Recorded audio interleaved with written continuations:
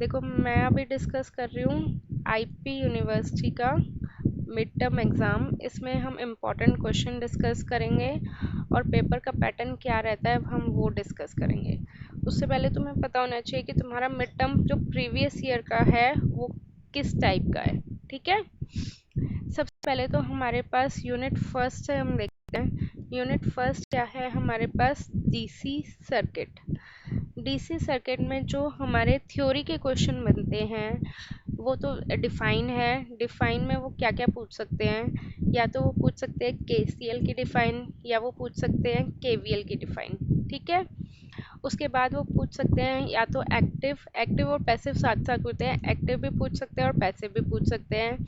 Linear, non linear इनकी define पूछ सकते हैं, और यूनिलेटरल और बाइलेटरल। ओके, इसके अलावा तुम्हारा यूनिट फर्स्ट में और कोई भी क्वेश्चन नहीं बनता थ्योरी का, मेनली यही बनता है। या फिर हाँ, अगर उन्होंने लेंदी में पूछना है तो वो पूछ सकते हैं स्टेट कोई भी थ्योरम, कोई भी थ्योरम वो अपने अकॉर्डिंग पूछ सकते हैं। ठीक है, चाहे वो थेवेनिन पूछे, चाहे वो मैक्सिमम पावर ट्रांसफर थ्योरम पूछे, चाहे वो सुपरपोजिशन थ्योरम पूछे, बट उनकी स्टेटमेंट तुम्हें एग्जैक्टली वैसे ही रटी हुई होनी चाहिए। तुम ये लगा लो रटनी है, क्योंकि अगर तुम अपनी तरफ से बनाओगे तो कुछ ना कुछ पक्का गड़बड़ करोगे और फिर वो उसके मार्क्स नहीं मिलेंगे। तो तुम्हारे सिलेबस में तुम्हें पता ही है 3 थ्योरम है, Thevenin theorem, maximum power transfer theorem, superposition theorem और नॉर्टन थ्योरम। 4 थ्योरम्स हैं मेनली, और चारों थ्योरम्स की स्टेटमेंट तुम्हें एग्जैक्टली पता होनी चाहिए। ये मेरे नोट्स में है, जो मैंने नोट्स दिए थे ना तुम्हें यूनिट 1 2 फाइल मर्ज के नाम से, उसमें तुम्हें एग्जैक्टली स्टेटमेंट मिल जाएगी। क्लियर? यूनिट फर्स्ट में और इसके अलावा क्या पूछ सकते हैं, वो सी डी आर की डिफाइन पूछ सकते हैं। डिफाइन इन द सेंस कि तुम्हें फॉर्मूला एक्सप्लेन करना पड़ेगा।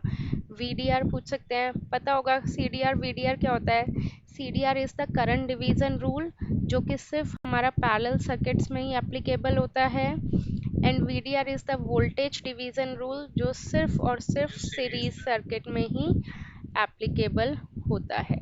मैं तुम्हें साथ के साथ फॉर्मूला भी बता देती हूँ। यहाँ पे I1 है, यहाँ पे I2 है, ये सपोज I है, ये R1 है और ये R2 है। तो I1 का क्या फॉर्मूला होगा, टोटल करंट मल्टीप्लाइड बाय जिस ब्रांच में हमें करंट निकालें उसके अपोजिट वाला resistance, means R2 divided by sum of resistor which are connected in parallel. Okay, अब अगर मुझे वोल्टेज डिवीजन रूल के थ्रू VR2 निकालना है, वोल्टेज ड्रॉप अक्रॉस R2 निकालना है, तो उसका क्या फॉर्मूला होएगा, total voltage multiplied by R2, जिस ब्रांच में हमें वोल्टेज निकालनी है इसमें हम वही वाला रेजिस्टर लेते हैं, divided by sum of resistor which are connected in series. Okay, इसके अलावा तुमसे वो सोर्स कन्वर्जन भी पूछ सकते हैं। सोर्स कन्वर्जन में तुम्हें पता है 2 चीज़ें होती है, या तो हम क्या करते हैं करंट सोर्स को वोल्टेज सोर्स में कन्वर्ट कर सकते हैं, या फिर वोल्टेज सोर्स को करंट सोर्स में कन्वर्ट कर सकते हैं। क्या कंडीशन होती है कि करंट सोर्स के साथ अगर पैरेलल में रजिस्टर है तो ही हम वोल्टेज सोर्स में उसे कन्वर्ट कर सकते हैं, और वोल्टेज सोर्स के साथ अगर सीरीज में रजिस्टर है तो ही हम उसे पैरेलल में कन्वर्ट कर सकते हैं। राइट, अब जैसे एक एग्जांपल के थ्रू बता देती हूँ। यहाँ पे सपोज 5 एम्पियर है, ये 10 ओम है, तो जो रजिस्टर यहाँ पे पैरेलल में कनेक्ट होगा वही सेम रजिस्टर यहाँ पे सीरीज में कनेक्ट हो जाएगा, तो वैल्यू कितनी आ जाएगी, 50 वोल्ट। क्लियर? तो थ्योरी के तुम्हारे ये वाले क्वेश्चन बनते हैं, इसके अलावा और कुछ नहीं दे सकते वो। इसके बाद आ जाते हैं हम न्यूमेरिकल्स पे, जो कि मोस्ट इम्पोर्टेंट है। सबसे ज़्यादा प्रायोरिटी देना थेवेनिन थ्योरम को। थेवेनिन थ्योरम के न्यूमेरिकल की चांसेस तुम्हारे हो जाते हैं 80%। ठीक है, उसके बाद तुम्हारे चांसेस हैं, थेवेनिन दे दिया तो फिर वो मैक्सिमम पावर का स्टेटमेंट मतलब प्रूफ पूछ लेते हैं। ओके, ज़्यादातर अगर उन्होंने प्रूफ पूछना होता तो मैक्सिमम पावर का पूछ सकते हैं। उसके बाद थेवेनिन के बाद न्यूमेरिकल के चांसेस हैं सुपरपोजिशन थ्योरम के। क्लियर?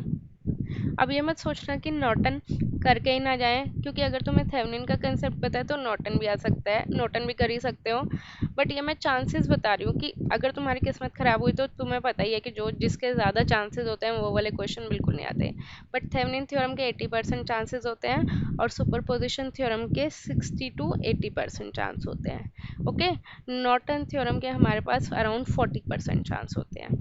ठीक है, इसके अलावा कई बार ये क्या करते हैं, या तो दो क्वेश्चन दो न्यूमेरिकल या थ्योरम के दे देंगे तो काम खत्म हो जाएगा इनका।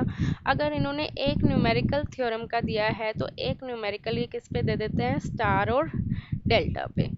स्टार और डेल्टा के चांसेस होते हैं 30%, बहुत कम होते हैं।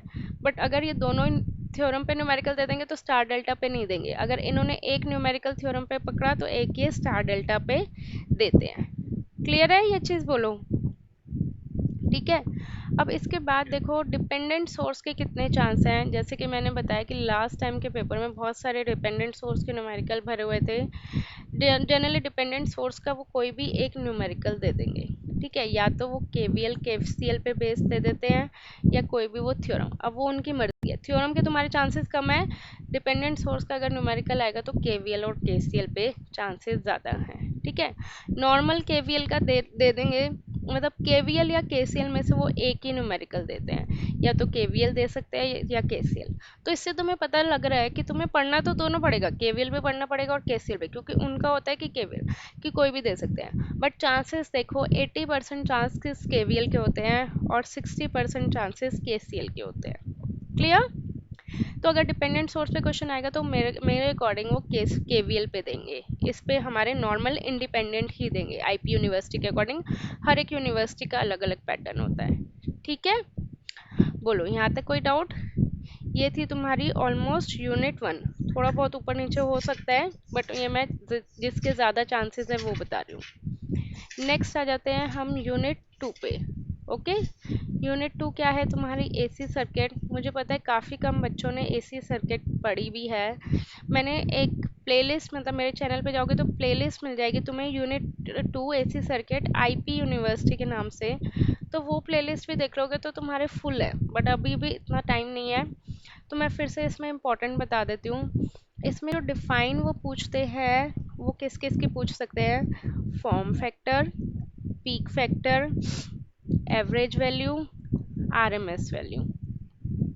ठीक है, इन सब के वो क्या डिफाइन पूछ सकते हैं।